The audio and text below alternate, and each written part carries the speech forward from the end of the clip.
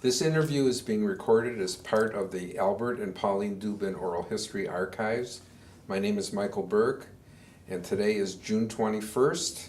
I'm interviewing Elaine Driker at the Max M. Fisher Building in Bloomfield Hills, Michigan.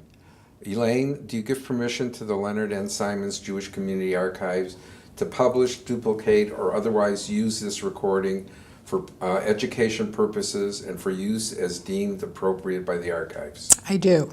Thank you. So let's start at the beginning. When and where were you born? I was born on June 29th, 1938 in Detroit, Michigan, at the old Providence Hospital, which was on West Grand Boulevard and something. I don't recall the cross street. And where did you live? Where was when you came home after those few days in the hospital, where did you live? Well, you know I'm not aware of where I lived, but it was in the Dexter neighborhood. Mm-hmm. It's possible that it was on Richton, but I would not want to be held to that. And then I moved to Claremont and 14th, and lived there. Those were my early years. And do you have siblings? I have two half-siblings. My brother passed away 5 years ago at a pretty young age of 62. My sister lives in Birmingham with her husband, and even though there's 15 years age difference, we're very close. So can you tell us something about your parents? I can. My father was born in California. I take that back. My father was born in New York. My mother was born in California. And when people are always asking my husband, Eugene, about his parents and where they came from, and they, of course, were immigrants from Ukraine, I always tell those same people that I'm a Yankee. My parents were born in the United States. Their parents were born in Russia and Poland. So what brought them to the Detroit area? I can't answer that question. Know? I don't know, and they're both deceased, so I do not know that. And you lived in the Dexter neighborhood? Yeah, the greater Dexter, yeah. Linwood. So what are your memories of growing up in that neighborhood? I have a very early memory, and it's hard for me to believe I really remember this, but I think I do, of being actually in a baby buggy when I lived on Claremont. My grandmother, my maternal grandmother, had a sister who lived in New Jersey, and that sister had a son who was in the Navy, and he would come and visit my grandmother in his naval uniform. And of course, then I was a little bit older, I was a toddler, but I was like a toy to him, and I just remember here was this like hero in a uniform. So I do have an early memory of that. I actually tried to find him a few years ago. He's obviously not in the Navy anymore, but I was not successful in doing that. But that was a good memory. It was a really good memory of him. His name was Jules Silberman. Do you have recollection of your grandparents? Of my grandmother. I was very close to my maternal grandmother. And what was her name? Her name was Dora Wax, W-A-X. That's a familiar sounding name. Well, you're maybe thinking of Michael Wax, the author. Yeah, I was and remained until her death. I was married, I had a child, but I was very close to her. And what role did religion and cultural things, Jewish, play in your early life? Not a big role. My father's parents were more religious than my mother's. I remember that on Rosh Hashanah and Yom Kippur, my father would take me to their synagogue, and I'm assuming now it was an Orthodox synagogue because I had to go upstairs, and we would spend part of the service there. We did not belong to a synagogue. But my grandmother my paternal grandmother kept kosher. I still remember she had green dishes that were for dairy and like a burgundy red dishes that were for meat. And I also recall that I once mixed up the silverware, and as kind and dear and loving as she was, she marched me outside in the front of the house and made me bury the silverware in the dirt, and I never mixed it up again. So I have the memory of the synagogue, and I guess just more of a cultural memory of her home. On Fridays, there was always newspaper on the kitchen floor because someone would wash it the day before, and then it had to stay clean while she cooked, so that once Shabbos came, she would remove the newspapers, and we'd have usually a Shabbos dinner there. I'm going to take a step back. I just wanted to, maybe you could share with your early school life, elementary and middle school. I don't know what they call. I don't remember what they called it back Well, then. I'll go back even further. Or you can go back as far as you want. I will go back but further. I'd like you to share that Because with us. I was actually at Roemer School when it was on Pallister, between 2nd and 3rd, in an old house. And I started nursery school there.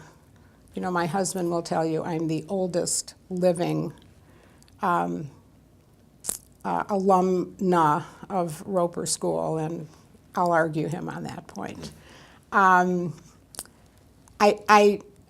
have some pretty vivid memories of going to Roemer School. I remember that I learned how to tell time there on a wooden clock that had an owl's face on it.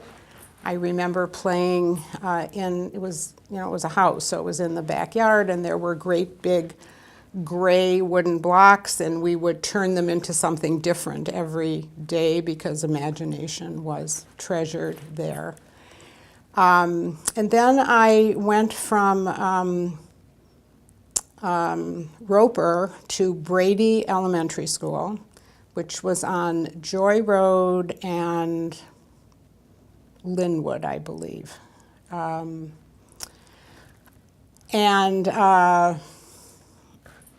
was just an elementary school student. I was in the Brownies, then I was in the Girl Scouts.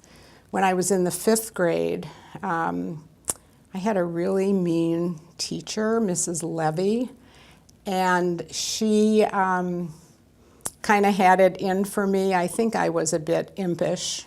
I guess that part of me goes way back. Anyway, I had pigtails, braids, and the boy sitting behind me, Chucky Rosen, dipped my pigtails in an inkwell that had ink in it. And I, of course, screamed, and the two of us got into a lot of trouble, and I do remember that to this day. But I had a good experience at Brady, and then went on to Hutchins. It was called Hutchins Intermediate School, and that was, I think, on Woodrow Wilson. And I loved Hutchins. I was there for 2 years. It should have been 3, but I was there for 2 years. And just as a little sidebar, about 7 or 8 years ago, just maybe more than that. Just on happenstance, a couple of women and I, who all went to Hutchins, just found ourselves in the same space and started going out to lunch and then dinner. And now we have maybe 15 people, women, in this group that has been named the Hutchins Hotshots.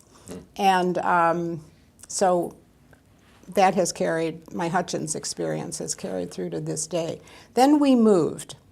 And so my third year of intermediate school was at Durfee. And I was just there for a year. There is something that needs to be mentioned, although I didn't know at the time how significant it was going to be. But in the 9th grade, there was an election of class officers. So back in the day, there was a 9A and a 9B. And the 9B were the younger. The 9A were the ones electing the officers. And we, in the 9B, had to go to the assembly to hear their speeches because we were going to vote. And one of the people running for class president was a young man by the name of Eugene Driker. And so little did I know just how significant that would eventually be. And by the way, he lost the election. But did you vote for him? I can't remember. I probably did. He lost the election, but eventually... Let the record show that Elaine Driker voted for Eugene. Yeah, probably. So, and then I went from there to Central High School, which was right next door on Linwood. And high school was wonderful. I loved it. I loved every minute of it. I even didn't mind going to classes, but it was just a great experience. Good. Yeah. So now we'll take a step back because we've covered a number of things that I want to. Tell me whether, I think we talked about it, whether religion played an important part in your life as you moved up in through the school. You know, I assume that you had a number of Jewish friends, and whether or not that had impact on you as you began to create your sense of being and belonging in life as you knew it then? Well, I always knew I was Jewish. And I went to a school that in the 1950s, a high school, was probably 90% Jewish. So yes, clearly all of my friends were Jewish. My parents, and I just should say that at this point in my life, my parents had been divorced and my father remarried. So a Jewish woman. They did not belong to a synagogue. It was an economic thing, but somehow they felt, let me say that differently. They felt that it was important for me to have a Jewish education, and somehow they were able to arrange for me to have that Jewish education at SHA Malecha at that time was on Chicago Boulevard. And so I went to Sunday school, I went to Hebrew school, I had a consecration in the 10th grade. It was a big event. And I graduated from there in the 12th grade. So I went all through. I was involved in the junior congregation and probably some other activities. But that was my religious home, even though we did not attend there as a family. So my sense of Jewishness strengthened because of that experience, even though we weren't, what I'd call shul goers. And I assume your parents were supportive of that because they wanted you to have that Jewish education. Oh, well, not only supportive, but responsible for it. Mm-hmm. I mean, they made it happen.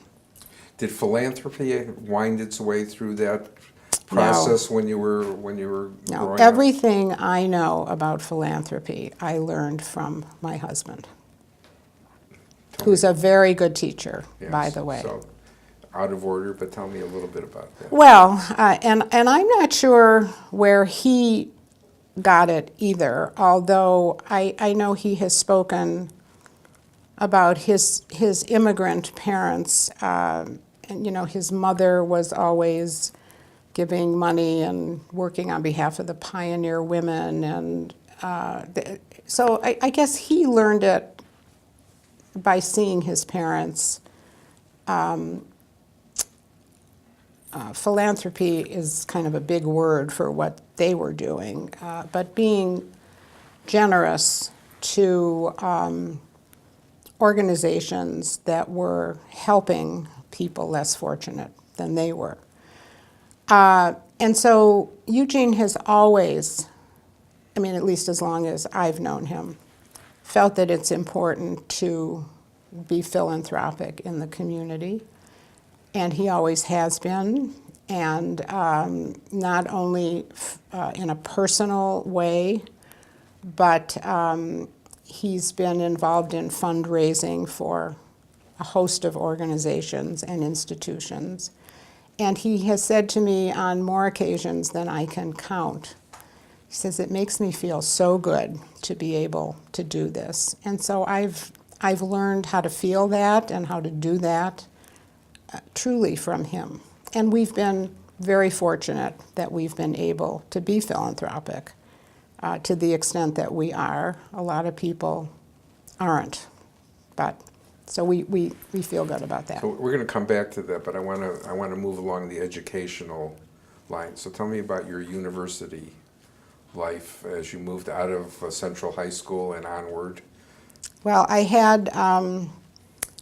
really had no choice about where I was going to go to school because my family could not afford to send me out of the city. And so with scholarship money, I went to Wayne State. Well, it was Wayne then. I think it became Wayne State while I was there. Yeah, that was a good experience too, because a lot of my friends were there. For some reason that to this day I don't quite understand, I joined a sorority, Delta Phi Epsilon, and it provided, some sort of a social outlet. Although in my second year I re-met Eugene, now grown up. He was a member of Sigma Alpha Mu fraternity, and he asked me out in my second year at Wayne. And then he kept asking me out, and I kept saying yes, and so eventually we were pinned, and then engaged, and then married. So, certainly... Did you finish school before you got married, or was... Within a space of 10 days, and it's kind of the anniversary of it right now, within a space of 10 days, in this order, I graduated from Wayne State, I got married, and I turned 21 in a space of, 10 days. So, yes, I did finish school. Eugene was still in law school. At Wayne, he had 2 years of law school to finish, and I took a job teaching in Livonia, Michigan, but I also took a class in music appreciation at Wayne in the Emma Shaver building. And I did that probably for, a semester or two while he finished law school. What subject did you teach? I taught 6th grade. At what school? Well, I started, it's a little complicated. I was hired by the Livonia Public Schools. And I was called an emergency substitute in a regular position. That was my title. So I was in a number of schools over the course of 2 years. Mm-hmm. And so you got married. Where'd you get married? Where were you married at? At the Rainbow Terrace on Wyoming. And who Officiated married you? Yeah. Rabbi Morris Adler, because he had been my hero all through my religious education.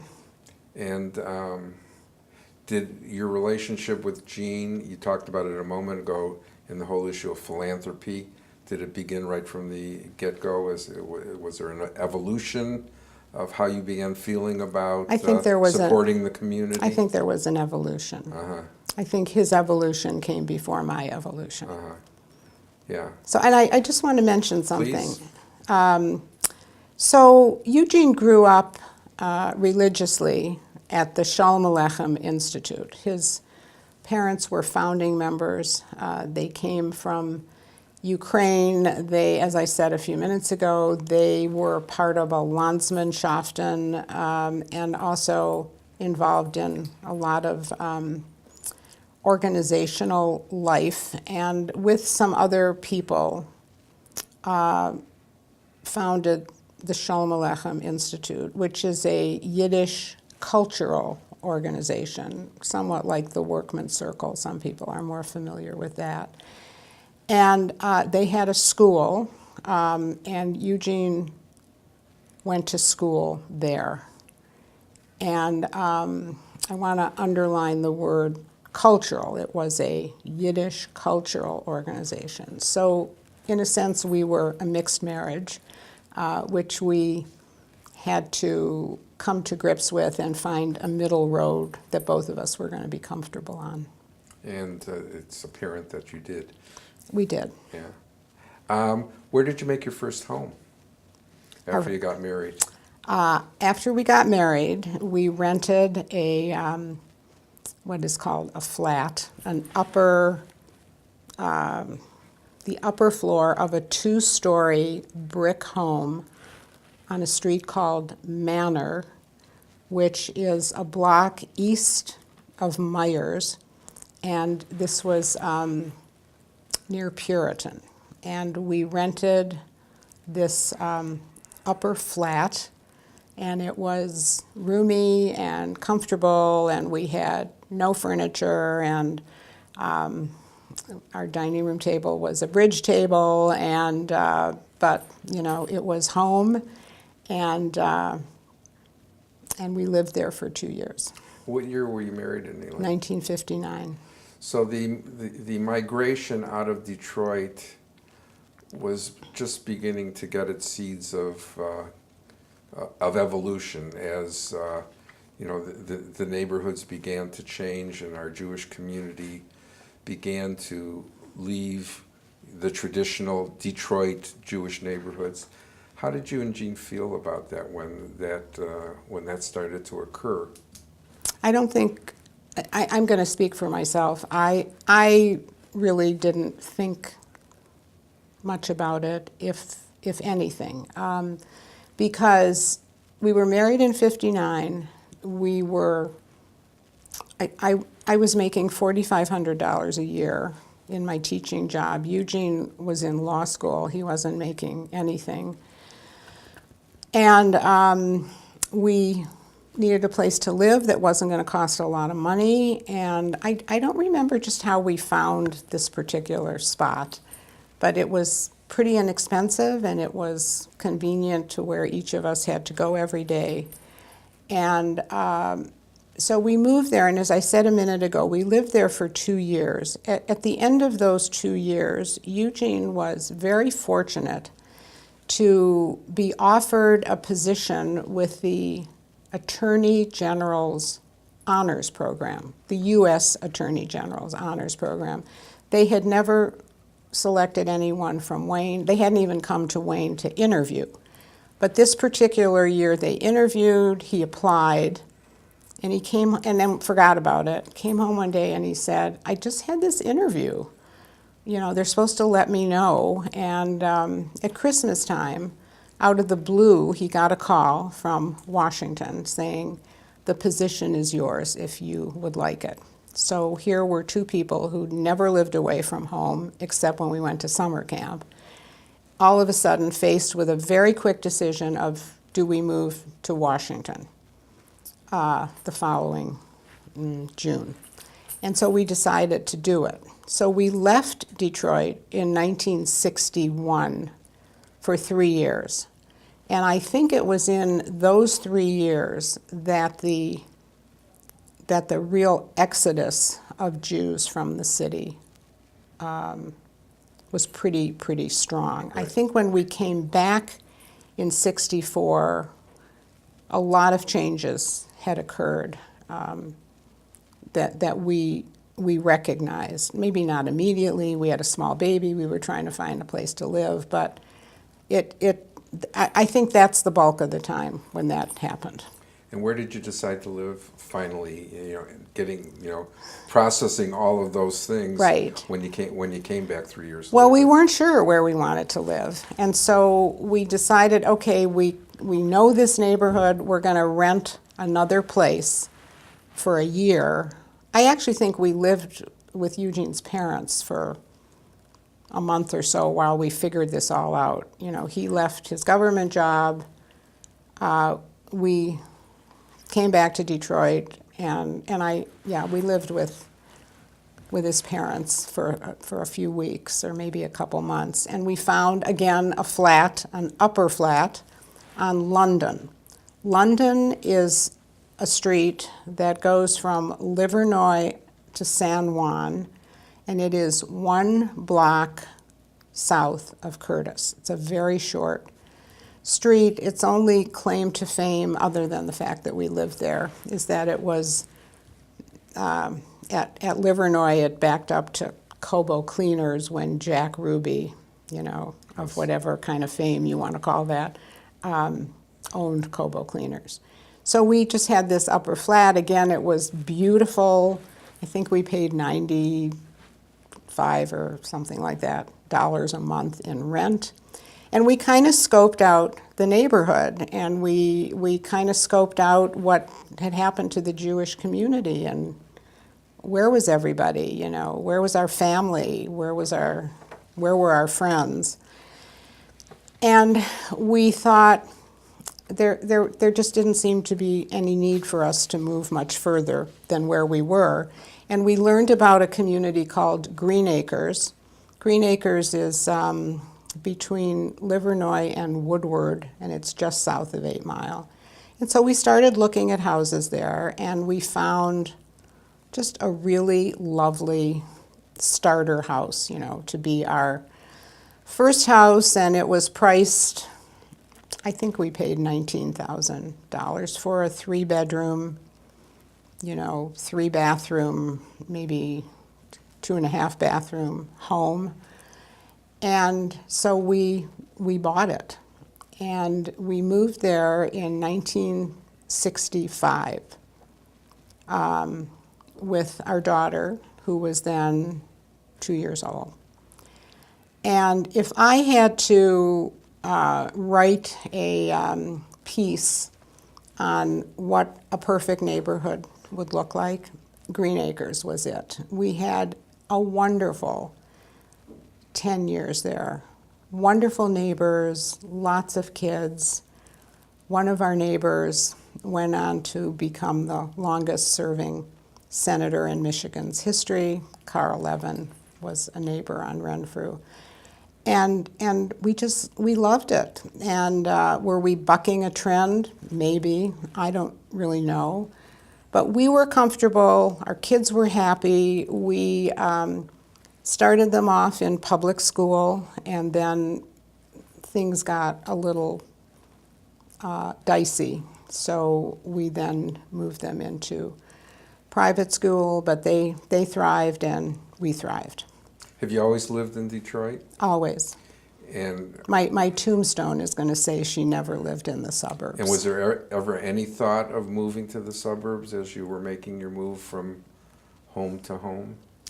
Oh, I'm sure there were thoughts, but never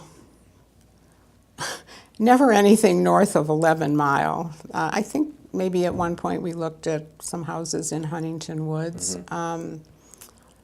And, there were sleepless nights, even though I just said our kids thrived. I worried about them in one way or another. But there was never any appeal for us to move to the suburbs, and we were happy. We just liked our community. And the kids were comfortable there, even though there were some issues? Well, once they left the public school, there were no issues. I mean, kids growing up have issues, right? Right. I think the proof is in the pudding. They turned out okay. We were lucky, but they turned out pretty good. So there you were in Detroit, and the bulk of the Jewish community moved northwest, by and large. Did you ever feel isolated from the Jewish community by making the decision to stay in Detroit? I never felt isolated, not for a minute. So how did you deal with, because I know the Jewish community is clearly important to you, I assume it was back then. How did you stay engaged, you and Gene and your family? Well, first of all, we belonged to a temple that was in Oak Park, Temple Emanu-El. We were both active there, maybe me a little more than he was, serving on the board and various committees and heading up their endowment campaign and on and on and on. I was working at the time at Detroit Edison, the forerunner of DTE, and I met Leon Cohan, who was at the time the board chair of the Jewish Community Council. That's what it was called at that time. And he asked me if I would consider being on the board, and I learned about the organization, and I thought, this is my kind of organization. I was interested in human rights. I was interested in diversity. I was interested in how the Jewish community could be more involved and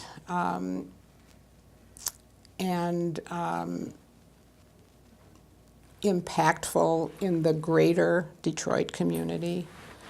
And so I said yes. And that began kind of a 19-year love affair. I exceeded all term limits at the council, worked closely with David Gadharf and other stellar people.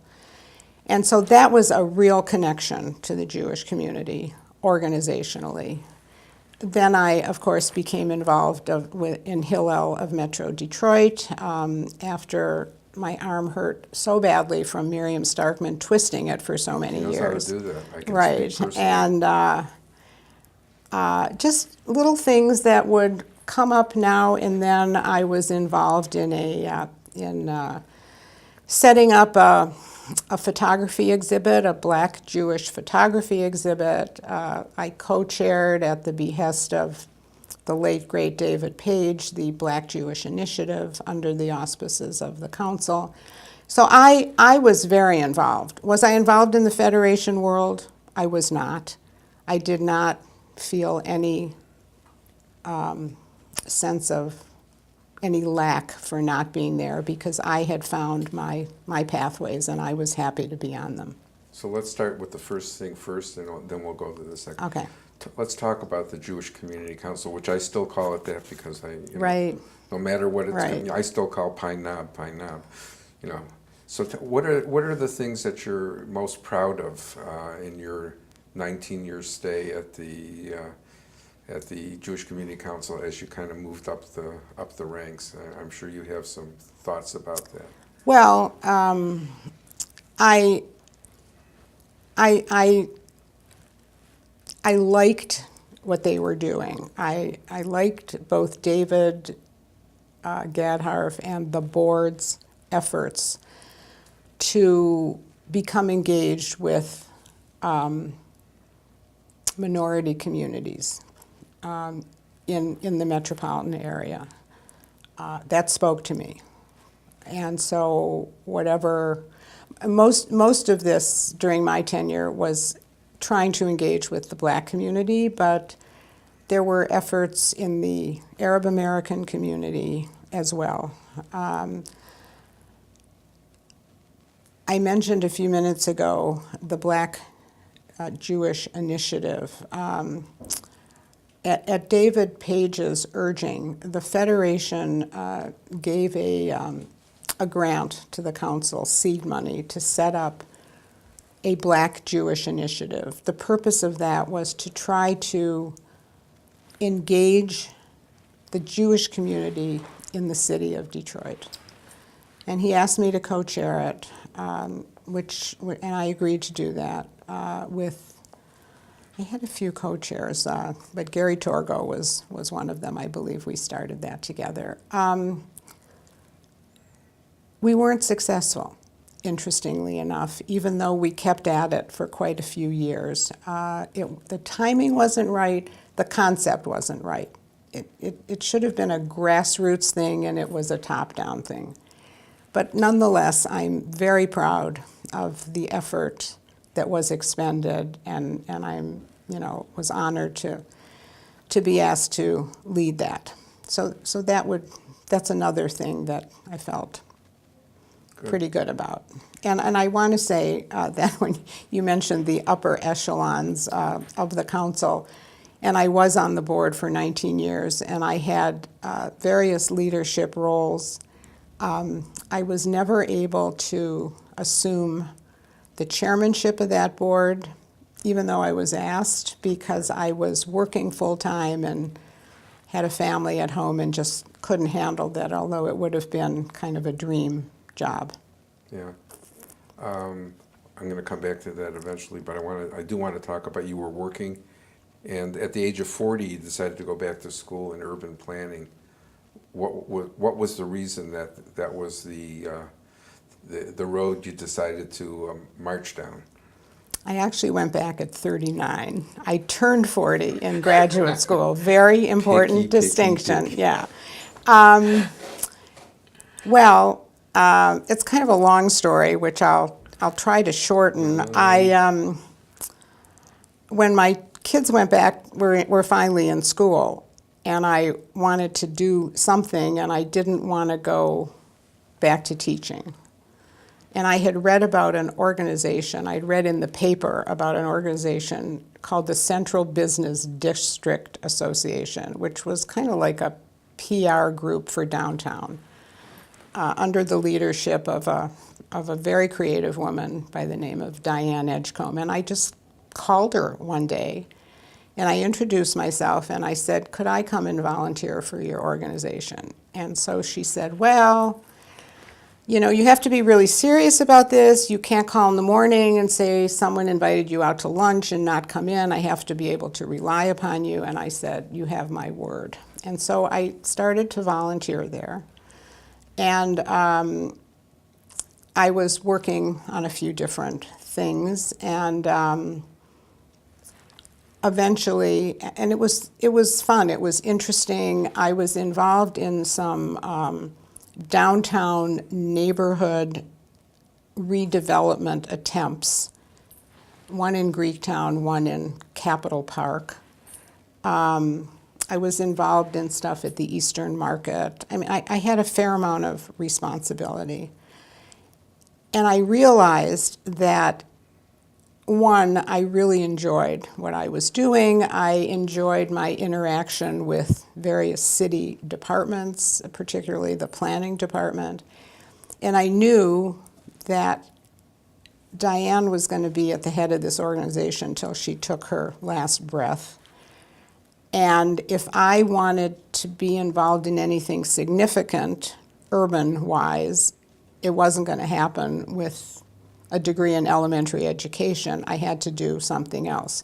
Coincidentally, my brother had a degree in urban planning, and Eugene's brother had a degree in urban planning. So I spoke to them, and I thought, okay, I can do this. I mean, of course, I had the support of my family.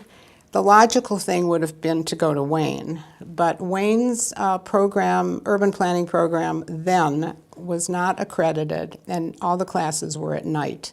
So that didn't fit. So I took myself up to Ann Arbor, and I convinced the dean that I needed 3 years to do a 2-year program because I had to incorporate my commute, and he agreed. And so I did it. I just commuted to Ann Arbor for 3 years. 2 momentous things happened. One is I turned 40, and the other is M14 opened. So those both happened during my tenure at University of Michigan. Yeah, M14 certainly made it easier, didn't it? It made it easier, but it wasn't as pretty as driving on Plymouth Road in the fall. Yeah. That's true. So what was the focus of your studies? Did it have anything to do with kind of the work that you had done in the community with Black-Jewish issues, Black-Jewish relationships, or None. did you sort of go off in a completely different It was, direction? no, it had nothing to do with that. And it was just a general urban planning program. I saved all my studio classes till the last year because they took a lot of time. I took a couple of directed studies because it meant I didn't have to go to Ann Arbor. But I guess what it did was focus my interest on neighborhood development, community development, economic development. I took a couple classes in the business school as part of my program. Yeah. So how long were you involved professionally in the urban planning? Well, I had a very non-traditional career. That's what I want to hear. Yeah, so my actual planning experience, career-wise, probably lasted 1.5 years, where I was working in the 7 Mile Myers neighborhood for a woman who had a firm, and we were trying to set up a business association there. And then I worked for her on another transportation-related project. And then someone had told me about Detroit Edison having a strong economic development component. So I went there and interviewed, but they had no positions. And, we'll call you, your resume's in the drawer. And one day, I got a phone call. Who did I get it from? Oh, this guy who had interviewed me. And he said, and I was so excited, he said, no, I still don't have a position for you, but there is a position that just opened, and I somehow think you might be interested in it. Well, it turned out that the position was to be an assistant to the chairman of the board of Detroit Edison. It was like, oh my God, I'm just a little girl from Dexter. How is this going to happen? But I interviewed, and Leon Cohan interviewed me, the chairman, Walter McCarthy interviewed me, and they offered me the job. And it was, I couldn't believe it. And so I started working as Mac's assistant, and what I did, along with a coworker, was staff all of his volunteer activities in the community. And they were many, from the parade company to the DSO to WTVS, you name it, he seemed to be the chair of it. So I learned, oh my goodness, so much about the community and so much about all the organizations and the corporations and the people who ran them. It was an amazing experience. And toward the end of it, Joe Hudson, of Hutchins fame, convinced the movers and shakers at Detroit Renaissance, which was an organization, it kind of came before the current business leaders of Michigan. It was an organization of the CEOs of mostly Detroit, but a little metro, also major corporations. And so he convinced them to undertake a public sector strategic planning project for the city of Detroit, to be staffed by loaned executives from a whole host of of local corporations and to come up with recommendations for improvements in crime, education, economic development, image, and race relations. And I heard about this and I thought, gee, I have a background in planning and I've done strategic planning. Wouldn't this be interesting? So I threw my hat in the ring, and lo and behold, Edison selected me to be a loaned executive to this project. And so in 1987, I was assigned to be the staff leader of the Race Relations Task Force. And that was, number one, the most difficult year of my life, professionally or personally. And it was a life-altering experience. And so I can come back to that, but... No, I think I don't want to leave that because okay. No, I'm interested in your assessment of in your assessment of the success of the beginning of that initiative. Why was it difficult for you, and why was it life-altering for you? I think those are things that we should stick with rather than leave them, I think. Well, first of all, you know, in hindsight, I realize that no one can create a strategic plan for race relations. It doesn't work that way. And so it was difficult for me because I thought we could. And so it was frustrating and disappointing. We had a task force of maybe 20 people that I was responsible for over the course of this 11 months of trying to understand what we were doing and come up with recommendations. They, as a group and individually, were challenging. I learned so much. I thought I was a liberal person going into this, and I learned that in so many ways I wasn't yet, or that I had a long way to go might be another way of putting it. So it was life-altering in terms of what I learned and what I faced and the people I worked with. I was responsible to two individuals who were the volunteer chairs of this task force. One was Al Glancy, who was then the chairman of Michigan Consolidated Gas. The other was Arthur Johnson, who at the time was either the head of the NAACP or had already moved on to Wayne State, but also a former neighbor of mine and friend, and a very special and honorable person. At the very first meeting of this group of 20, Al Glancy, from Grosse Pointe, born and bred, stood before this group and he said, "My name is Alfred E. Glancy, I think the third. My father was killed in a robbery by a black man."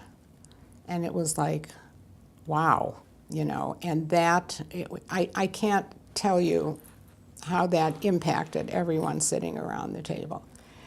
So it was a very, very challenging experience. I don't think anything we recommended ever came to pass because it couldn't. You know, race relations are here to stay, and each generation tries to improve from the generation before. The steps are baby steps. It's an incremental process, and it's not a blanket process. I've always believed, and all of my life experiences have made me believe, that things happen on an individual basis. It's pretty hard. I mean, you know, obviously various race-related things have been legislated, the Civil Rights Act and things like that. But the true coming together of the races, and in today's age, I have to put it beyond race, of the ethnicities and the religions, it has to be on a personal level and grow from there. Let me ask you a question. This isn't even on. Detroit, in certain ways, is experiencing, a real renaissance that I never thought that I'd see in my lifetime, which is very exciting.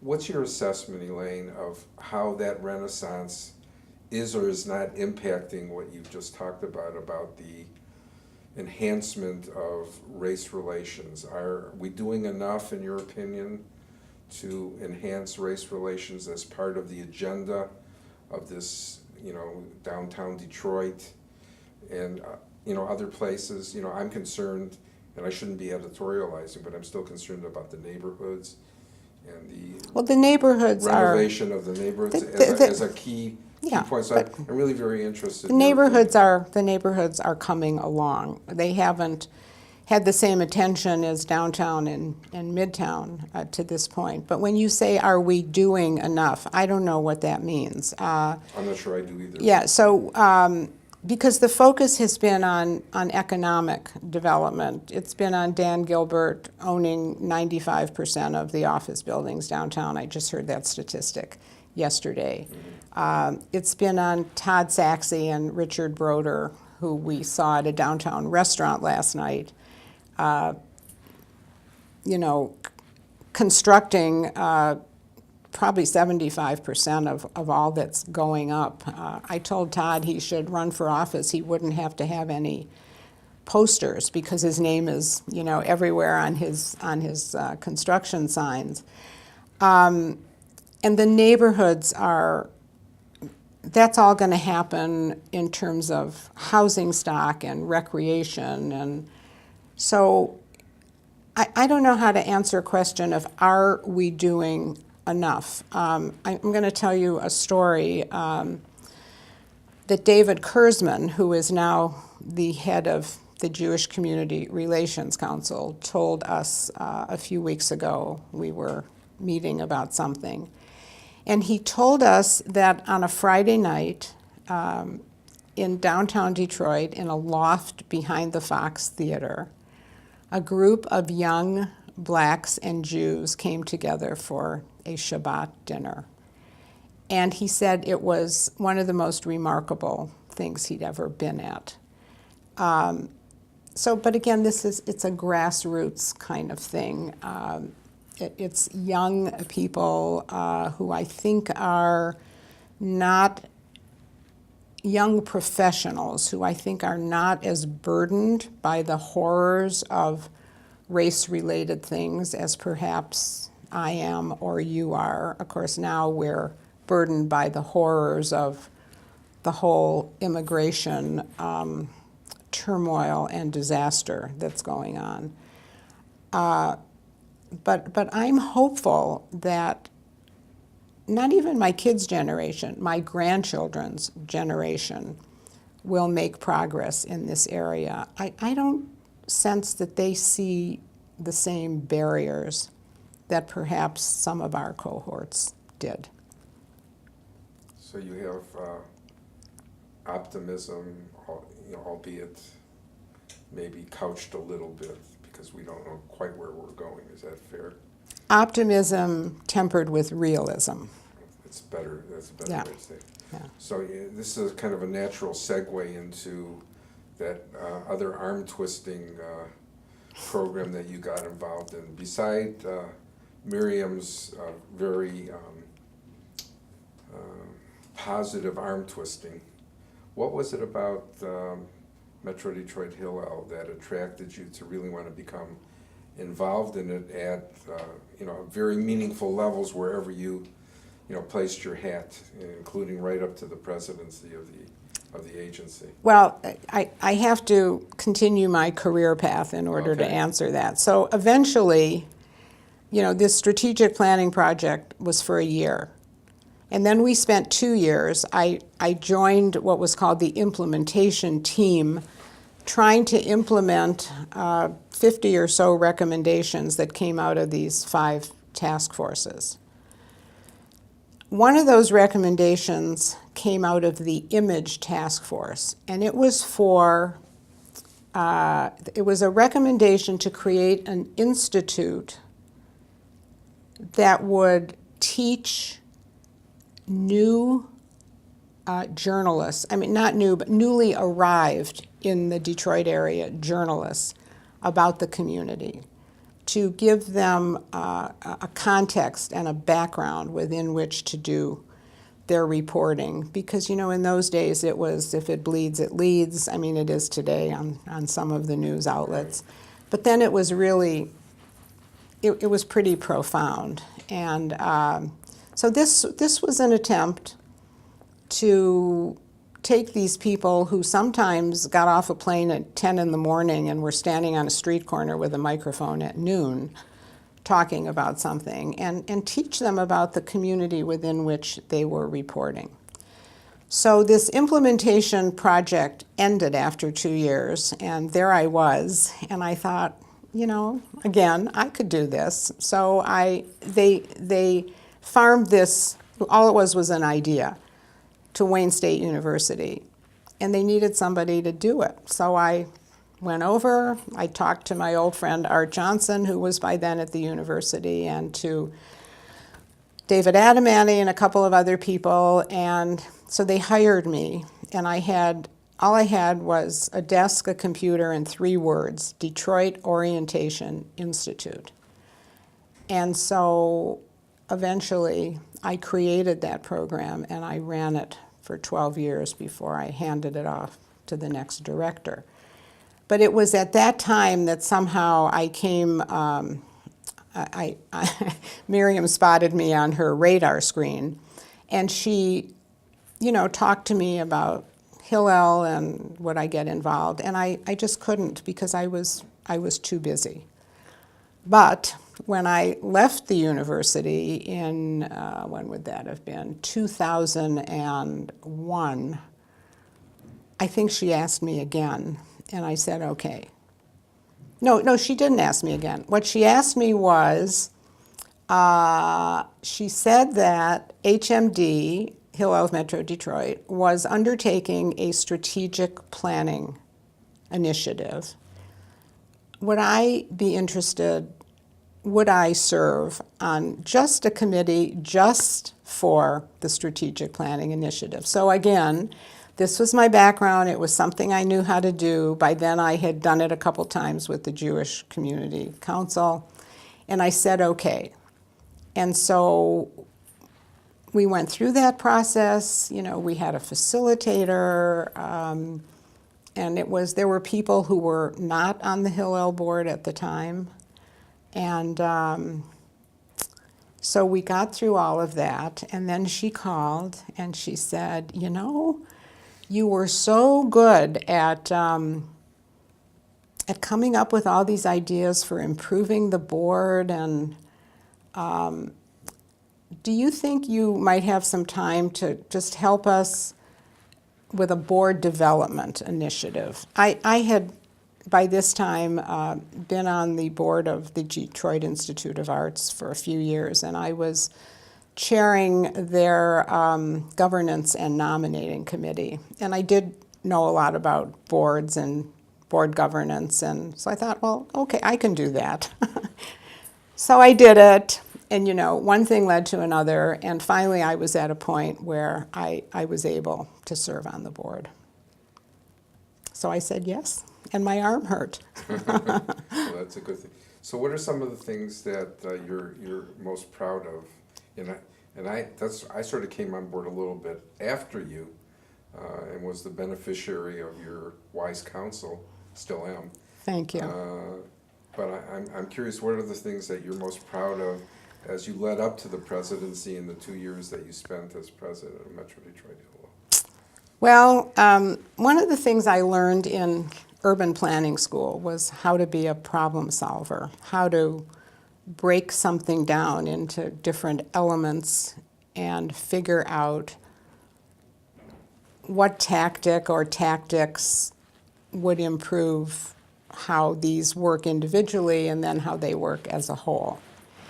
And so I certainly did that with the whole board development and nominating process and board expectations and terms and term limits and bylaws. And I was pretty proud of that because back in those days, I think there were like 85 people on the Hillel board. This is before I joined it. And you know from your community work, nothing happens when you have 85 people. And I wasn't Nothing sure. good. Yeah, I wasn't sure any of them really, or most of them knew why they were on the board. And so I'm proud of that work that I did with Miriam to trim that board and to make it a functioning, operational, effective board. So that's one thing. And then, of course, the fundraising, because by then, being both a student and disciple of my husband for I don't even know how many years at that point, I knew a few things about fundraising, and HMD was raising like no money at all. And so, you know, I think I helped the organization open its eyes to what was possible. I worked hard on the Hidden Jewel Tour in the early years, and I'm not sure we made a ton of money, but we made some friends and board members and supporters eventually. So that was a second thing. But the third most significant thing, and I'm really proud of this, is I think that I helped Miriam see what the possibilities for HMD were, and that the possibilities were possible, and that people would work for them under her leadership and under the board leadership, that the organization could go really far. And that was a hard sell. But as I look at the organization today, I'm so proud of where it has come, and I do have to say, with some degree of modesty, that I think some of those seeds were planted, you know, during my tenure. Well, I don't have to say it with modesty. Absolutely. Thank you. Unequivocally. Thank It's you. true. And so, how are you feeling about where we are now and where we're going to? So, With HMD? yeah. Oh, with I HMD. feel. We'll talk about the community. Yeah, I in feel a great. moment. I think we're in really good shape. I really do. Yeah. I think we're going far. And I do want to mention, I don't know if you actually asked me this or if I just want to mention it, but the thing that really appealed to me about getting involved in HMD was that it married three of the things that meant a lot to me and continue to mean a lot to me. One is Wayne State, and while I know we at HMD represent 6 universities, you know, Wayne has always been the home physically and kind of the starting point for HMD. So my love of Wayne, my love of young people, my love of Judaism. And so here they all came together in this organization, and it was like, I saw that thing last night, you had me at Shalom. It was like you had me at HMD. A perfect marriage. Yeah, So yeah, right. Yeah, I couldn't, Yeah. couldn't agree with you more. I think that it's kind of, and I just want to take another step back, because I think another thing that Metro Detroit Hillel is involved in is the whole issue of community relations and building relationships between, community, the disparate communities, the Muslim community, the African American community, and we were both together at the Israel at 70 yesterday. There were a lot of faces there that weren't the traditional Jewish Right. faces, so that was exciting for Right. me. And I want to mention that you received the Activist of the Year award from the Jewish Community Council, and that sort of played into the things I would hope that were important to get in Metro Detroit Hillel. Of course. And I also want you to comment. We use it as part of our byline. Now I'm talking it's like a plug for Metro Detroit Hillel, you know, that 75% of the kids who graduate from our 6 schools end up staying in Detroit and will be making a contribution to the community's well-being. Maybe say just a word about that from your perspective. I just want to broaden that a Please. little bit because I am kind of blown away by the return of young Jewish singles and families to Detroit. And if those come through HMD, all the better. I think you know we live in Palmer Woods. We just celebrated 43 years living in our house in Palmer Woods. And all of a sudden, in the last year or two, we are seeing people pushing baby buggies up and down our streets. And I could probably name 10 of these young families who are Jewish, who have moved into Detroit, not just in Palmer Woods, but also in Sherwood Forest and in the Gulf Club University District, which is south of 7 Mile. So that's very hopeful, you know, to me. We met around the corner, our 2 young doctors, and they have a baby who's, I don't know, maybe a year and a half, and a block away is somebody who works for Dan Gilbert and has a baby who's 2 months old, and the head of City Year Detroit is a young Jewish man, and he's got 2 kids and lives, I don't know, a few blocks away. So these are interesting signs, you know, that we're seeing, and so to me, the more the merrier, you know, and I have to comment at this point that, so we've lived 43 years, 10 years before that in Green Acres, right, as the Jewish community was moving further north and west. And I know a lot of people in our family thought we were crazy, and I'm sure there were people in the community who did as well. And there were times, you know, when we thought we were crazy too. Why are we doing this? And all of a sudden, as Eugene loves to say, we're trendy. And probably, I'd say in the last 3 or 4 years, we've had maybe a dozen young couples call us up. We're thinking about living in the city. We already live in the city. We'd love to come and talk to you and hear your experience. And it's like, you know, wow, this is pretty exciting. And you mentioned the Israel at 70 celebration last night. And I think it's important to note that the Federation finally has recognized that there needs to be involvement, organized involvement, in the Jewish community. I credit Scott for his leadership, and of course the various board chairs who have participated in that leadership. But last night was very significant to me that number of people were down, you know, on the river celebrating Israel's 70th anniversary. That was big. Yeah, I agree with Yeah. you. I couldn't agree with you more. Who are some of the people you mentioned? Of course, Gene and Arthur Johnson and some other.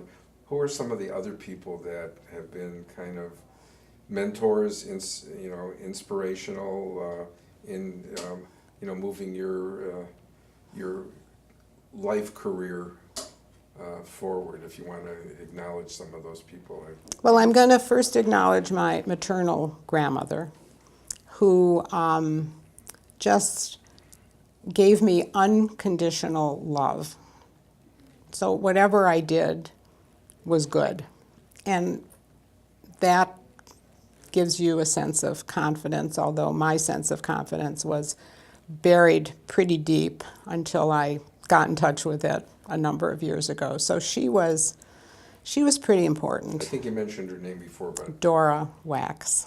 yeah. So I just want to make Yeah. sure that we go on record, and Right. we've gone twice. Then I thought about this a little bit. I had a professor in graduate school by the name of Jerry Crane. And in the middle of my second year, between the first and the second semester, I quit the program and re-enrolled the same day because I didn't think I could finish it. And Jerry Crane said to me, "Your degree will be your union card to get you into anywhere that you want to be." And so that was a pretty good lesson. I'm glad I drove back to Ann Arbor for the second time in one day and re-enrolled.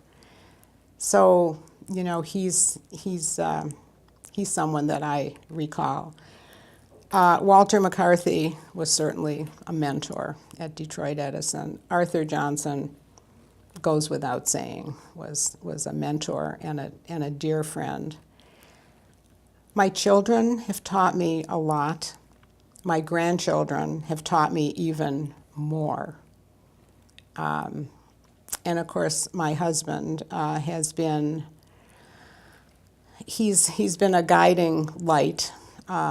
He has been supportive of all of my efforts, some a little crazier than others, but he's been supportive, encouraging, looked after things for 3 years while I was doing my graduate school thing. Of course, I looked after things for 40 years while he, maybe 50, practicing law.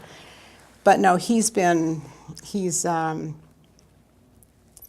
a pretty special person and has been a very, very important part of my life. Okay, so I don't want this opportunity to go by. You sort of mentioned your children, but there's a likelihood that they'll be watching this one day. Right. So let's mention them by name. And, Okay, our daughter, Alyssa, as I mentioned, was born in Washington. She is a clinical social worker. She has her own private practice. Her husband is Jay Zerwick. He's a hospital consultant. And Alyssa has 3 children. Their father is Perry Oren, who is, as you know, the head of Jewish Family Service. Their names are Charlie, Caleb, and Rebecca. Charlie is about to go off to graduate school at SUNY in Stony Brook, New York, to study philosophy.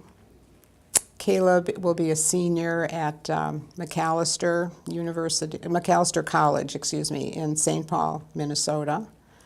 He just returned from 3 months in Cuba, where he did his junior semester abroad. Rebecca will start college in the fall at St. Olaf College, also in Minnesota. I think it's Northfield, Minnesota. Our son Stephen is a physician. His wife Jennifer is also a physician. They practice medicine together. They have 2 daughters, Sophie, who will be starting Tufts University in the fall, which is where her father went to school, and Emma, who we call Emma D, will be in the 10th grade at Berkeley High School. And they're all, I know I'm biased, but they're wise and wonderful people. Very, very proud of all of them. It's apparent. Okay, now I'm going to take a step back. You mentioned a number of people in the community at large. Any people in the Jewish community that, I know you mentioned David Gathar. Yes, I did. Are there others that you would like to acknowledge at this point? Well, I'm going to acknowledge Miriam Starkman, because I've learned a lot from Miriam. And of course, the beauty of our professional relationship is that we've also become friends. But yeah, I've learned a lot from Miriam, and she has even, to my sometimes great frustration, she puts a couple of pins in my balloons when my right brain goes off on some crazy tangents and makes me realize, nah, we really have to look at it that way. So yes, David Gadharf, Miriam, Kathy Strauss has always been a role model for me, and Jeannie Weiner. I don't want to miss those two wonderful women. I met Kathy when we were both a lot younger than we are now, and she was very active in the League of Women Voters in Detroit. Kathy's also a lifelong Detroit resident, and she got me interested in the whole political process. Jeannie I met through the council, and she is truly my role model. She's an amazing leader, and I've learned a lot from her. So what's your assessment, Elaine, about our future in the community? What do you mean by our? Who do you talk about? The Jewish community, our future, and as we move forward, are you encouraged by what's ahead for us, even after you and I no longer are on this planet? Oh, that's a hard question, to answer. I'm concerned by the rate of intermarriage. I'm concerned by the dwindling numbers of affiliated Jews. I'm encouraged by organizations like The Well, who are meeting people where they are, Jews where they are. I'm encouraged by our new rabbi at Temple Emanu-El, who happens to be my son-in-law's son. His name is Matthew Zerwick, and he has written to the congregation saying, I will meet our members where they are and our prospective members where they are.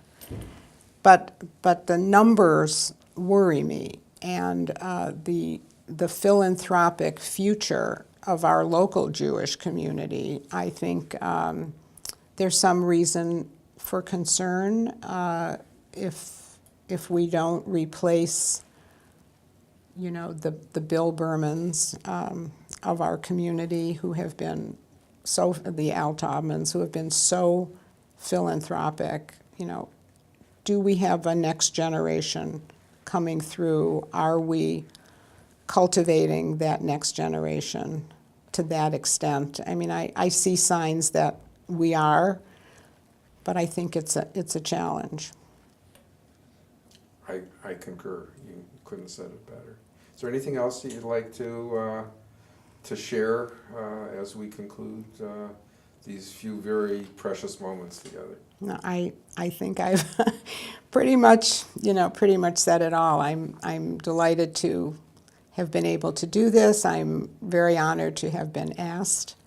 And we're very pleased that you determined that this is something that you want to do. Certainly. So, on behalf of the Archives Committee and the Federation, I thank you for your time and energy. You're very Not welcome. just here, but right.